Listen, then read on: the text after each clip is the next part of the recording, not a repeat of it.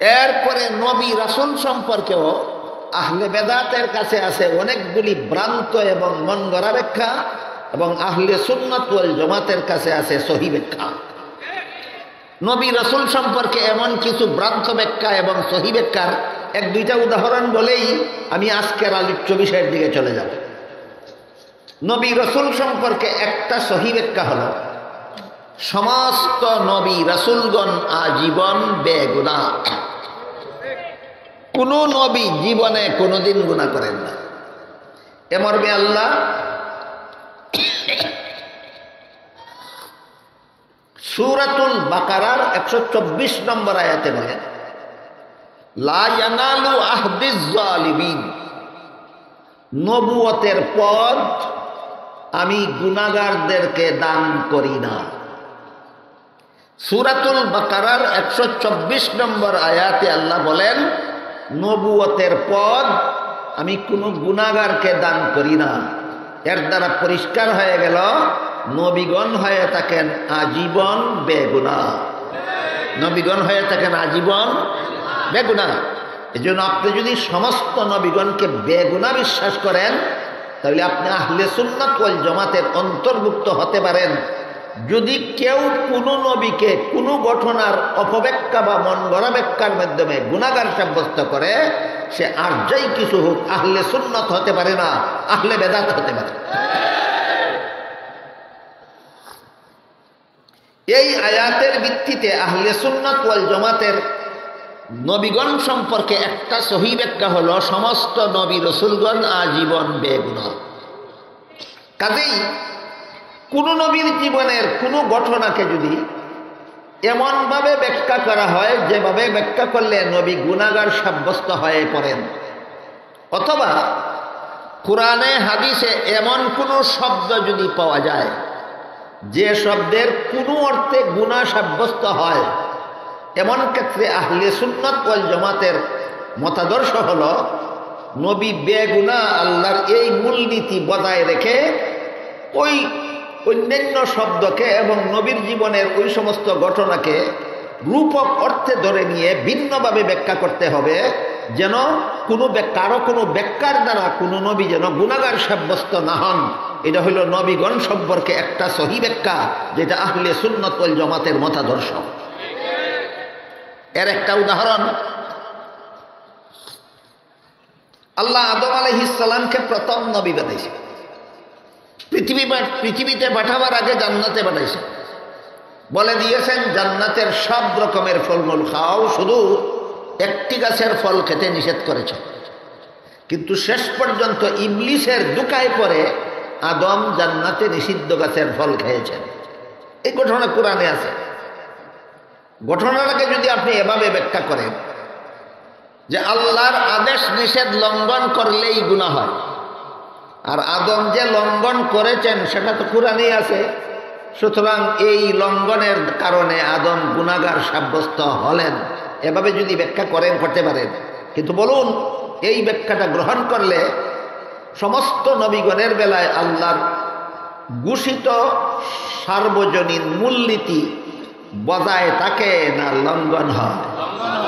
সুতরাং কোরআনের যে শব্দের ব্যাখ্যার দ্বারা আল্লাহর মূলনীতি লঙ্ঘন হয়, নবীগণের জীবনের যে ঘটনার ব্যাখ্যার দ্বারা আল্লাহর মূলনীতি লঙ্ঘন হয়, কোরআনের সেই শব্দের ব্যাখ্যাও তোমার ভ্রান্ত, নবীগণের জীবনের সেই অংশের ব্যাখ্যাও তোমার ভ্রান্ত। এইটাই আহলে সুন্নাত ওয়াল জামাতের মতাদর্শ। তাহলে আদমের নিষিদ্ধ গাছের ফল খাওয়ার ব্যাখ্যা সহিহ ব্যাখ্যা কোনটা? যে ব্যাখ্যা আল্লাহর মূলনীতির সাথে সাংঘর্ষিক হয় না, যে ব্যাখ্যা আহলে সুন্নাত ওয়াল জামাতের মতাদর্শের সাথে সাংঘর্ষিক হয় না। এমন বহু ব্যাখ্যা আহলে সুন্নাত ওয়াল জামাতের মুফাসসিরিন কেরাম বিভিন্ন তাফসীরের কিতাবে লিখে রেখেছেন। সবগুলি বলার সময়ও আমার হাতে নাই, শোনার সময়ও আপনাদের হাতে নাই। আজকের মতো একটি ব্যাখ্যা মাত্র শোনাই। আহলে সুন্নাত ওয়াল জামাতের মুফাসসিরিন কেরাম যত তাফসীরের কিতাব লিখেছেন, প্রায় সবগুলিতে আদমের নিষিদ্ধ গাছের ফল খাওয়ার যত সহিহ ব্যাখ্যা উল্লেখ করেছেন, এর মধ্যে একটি মাত্র সহিহ ব্যাখ্যা হলো মানুষের কোনো কাজে সওয়াব হয়, কোনো কাজে গুনাহ হয় দুনিয়ার জীবনে। মানুষের কোনো কাজে সওয়াব হয়, কোনো কাজে গুনাহ হয় দুনিয়ার জীবনে। জান্নাতি জীবনের কোনো কাজে সওয়াবও নাই, গুনাহও নাই। জান্নাতি জীবনে কোনো কাজে সওয়াবও নাই, গুনাহও নাই। এবার বলুন, আদম নিষিদ্ধ গাছের ফল খেয়েছিলেন কোন জীবনে? এর সাথে সওয়াবেরও কোনো সম্পর্ক নাই, গুনাহরও কোনো সম্পর্ক নেই। এই ব্যাখ্যাটা মেনে নিলে আল্লাহর সার্বজনীন মূলনীতি লঙ্ঘন হয় না আহলে সুন্নাত ওয়াল জামাতের মতাদর্শ লঙ্ঘন হয় না বহাল থাকে? এইটাই প্রমাণ। এই ব্যাখ্যাটা হইল শুদ্ধ, আর যে ব্যাখ্যার দ্বারা নবী গুনাহগার সাব্যস্ত হয় সেই ব্যাখ্যাটা ভ্রান্ত।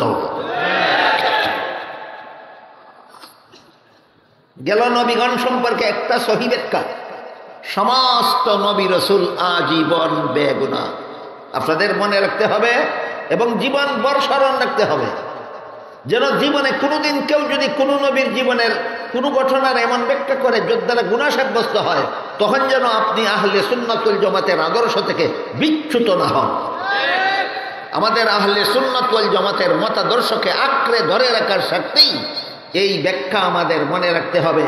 নবীগণের জীবনের কোনো ঘটনার এমন ব্যাখ্যা করা যাবে না যে ব্যাখ্যার দ্বারা আল্লাহর মূলনীতি লঙ্ঘন হয়। ব্যাখ্যা করতে হবে আল্লাহর মূলনীতি বজায় রেখে। নবীগণ সম্পর্কে 2 নম্বর সহি ব্যাখ্যা হলো, হাদিস শরীফে রাসূল করিম সাল্লাল্লাহু আলাইহি ওয়াসাল্লাম বলেন, আল আম্বিয়াউ আহইয়াউন ফি কুবুরিহিম ইউসাল্লুন। এর অর্থ হলো, রাসূল বলেন সমস্ত নবী রসুলগণের আরেকটা শান আছে, আরেকটা মান আছে, আরেকটা মর্যাদা আছে। সেটা হলো দাফন করার পর থেকে আল্লাহ তাদেরকে জীবিত করে দেন। সমস্ত নবীগণের বেলায় আল্লাহ প্রদত্ত একটা শান, মান, মর্যাদা হলো দাফন করার পর থেকে আল্লাহ জীবিত করে দেন। দাফন করার পর থেকে আল্লাহ জীবিত করে দেন। কাজেই সমস্ত নবী দাফন করার পর থেকে জীবিত অবস্থায় আছেন। এটা আহলে সুন্নাত ওয়াল জামাতের আকীদা। দাফন করার পর থেকে সমস্ত নবী রসুলগণ জীবিত অবস্থায় আছেন, এটা হইল নবী সম্পর্কে 2 নম্বর সহি ব্যাখ্যা। এটাই আহলে সুন্নাত ওয়াল জামাতের মতাদর্শ। কেউ যদি দাফনের পরেও কোনো নবীকে মুর্দা মনে করে, তাইলে তার ব্যাখ্যাটা ভ্রান্ত। সে আহলে সুন্নাত ওয়াল জামাতের অন্তর্ভুক্ত হতে পারে না, সে আহলে বেদাতের অন্তর্ভুক্ত হয়ে যায়। গেল নবী রসুল সম্পর্কে 2 নম্বর সহি ব্যাখ্যা। 1 নম্বর সহি ব্যাখ্যা, সকল নবী বেগুনাহ। 2 নম্বর সহি ব্যাখ্যা, সকল নবী দাফনের পর থেকে জীবিত। একটা হাদিসের মর্ম বুঝলে বিষয়টা চমৎকার হয়ে যাবে আপনাদের কাছে। হাদিস শরীফে রাসূল করিম সাল্লাল্লাহু আলাইহি ওয়াসাল্লাম বলেন, আল্লাহ অসংখ্য অগণিত ফিরিস্তার বাহিনী সারা পৃথিবী জুড়ে মোতায়েন করে রেখেছেন। যে কোনো সময় যে কোনো দেশের যে কোনো উম্মত আমার নামে দুরুদ সালাম পড়লে ওই সমস্ত ফিরিস্তারা তার পড়া দুরুদ সালাম আমার রওজা শরীফে পৌঁছে দেবে। কিয়ামত পর্যন্ত দুনিয়ার যে কোনো দেশ থেকে যে কোনো উম্মতে যে কোনো সময় নবীর নামে দুরুদ সালাম পড়লে নবীর রওজা শরীফে পৌঁছে দেওয়ার জন্য আল্লাহ অসংখ্য ফিরিস্তা মোতায়েন করে রেখেছেন। আমি একটা ব্যাপারে দুঃখিত, দুরুদ সালাম সম্পর্কে কিছু আলোচনা এখানে হওয়া দরকার ছিল। দুঃখিত আমি, এটা আমার আলোচ্য বিষয় নয় এবং আনুষঙ্গিকভাবে আলোচনা করতে গেলে অনেক সময় নষ্ট হয়ে যাবে। তাই সংক্ষেপে একটু আলোকপাত করি শুনি। আল্লাহ যখন আয়াত নাযিল করলেন, ইয়া আইয়ুহাল্লাযীনা আমানু সাল্লু আলাইহি ওয়া সাল্লিমু তাসলিমা, এর অর্থ হলো, হে ঈমানদারগণ, তোমরা রাসূল করিম সাল্লাল্লাহু আলাইহি ওয়াসাল্লামের প্রতি দুরূদ শরীফ পড়ো এবং তাকে সালাম দাও। বলুন, আল্লাহ কোরআনে সমস্ত মুমিন মুসলমানদেরকে নবীর প্রতি দুরূদ শরীফ পড়ার এবং তাকে সালাম দেওয়ার আদেশ করেছেন কিনা? এই আয়াত নাযিল করার পর সাহাবায়ে কেরাম রাসূলকে বললেন, হে আল্লাহর রাসূল, আপনাকে কিভাবে সালাম দিতে হবে সেটা আপনার মাধ্যমে আল্লাহ আমাদের শিক্ষা দিয়েছেন নামাজের আত্তাহিয়াতের ভিতরে। কোথায়? নামাজের আত্তাহিয়াতের ভিতরে আল্লাহ রাসূলের মাধ্যমে মুসলমানদেরকে শিক্ষা দিয়েছেন নবীকে কিভাবে সালাম দিতে হবে। সেটা হলো, আসসালামু আলাইকা আইয়ুহান নাবিয়্যু ওয়া রাহমাতুল্লাহি ওয়া বারাকাতুহু। এখানে আইয়ুহান নাবিয়্যু আগে বলল না আসসালামু আলাইকা আগে বলল। এটা হইল নবীকে সালাম দেওয়ার আদব। আগে ডাক মারা পরে সালাম দেওয়া আদবের সাথে হয় না।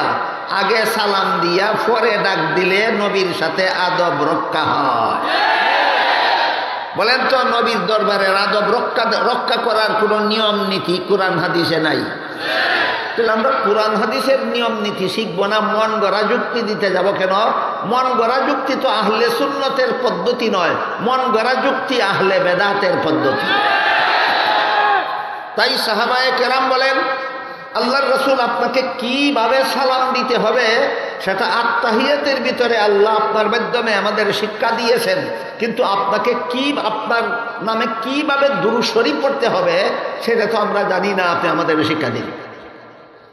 এই প্রস্তাবের জবাবে রাসূল করিম সাল্লাল্লাহু আলাইহি ওয়াসাল্লাম বলেন যে তোমরা যদি এইভাবে দুরূদ শরীফ পড়ো, বলে আল্লাহ রাসূল দুইটা দুরূদ শরীফ পড়িয়া শোনাইলেন।